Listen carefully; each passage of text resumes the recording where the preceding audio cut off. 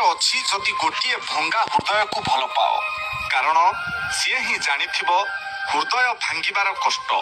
ସିଏ କେବେ ବି ତୁମ ହୃଦୟ ଭାଙ୍ଗିବନି।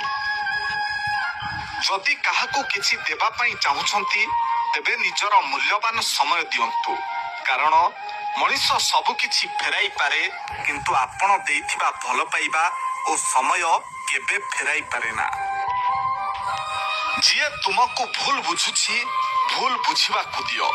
ଯିଏ ତୁମକୁ ଘୃଣା କରୁଛି ଘୃଣା କରିବାକୁ ଦିଅ।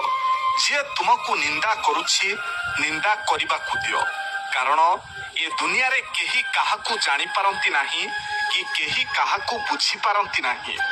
ଭଗବାନ ପରି ଲୋକ ଏ ସଂସାରରେ ଘୃଣା, ନିନ୍ଦା, ସନ୍ଦେହ, ଅପମାନ ସବୁ ସହିଥିଲେ।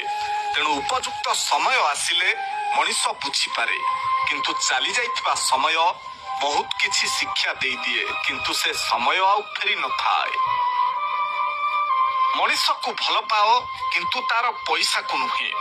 ରାଗିବ ଯଦି ତା କଥାକୁ ରାଗ କିନ୍ତୁ ତା ଉପରେ ନୁହେଁ।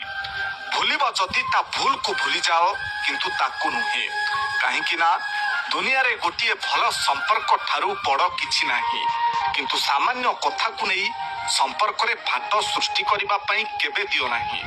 ଯଦି ଅତ୍ୟଧିକ କାହା ଉପରେ ରାଗ ଆସେ ତାହେଲେ ଭାବ ଯେ ତାର କେଉଁ ଗୁଣ ପାଇଁ ତୁମର ତା ସହିତ ଦିନେ ସମ୍ପର୍କ ଗଢ଼ି ଉଠିଥିଲା।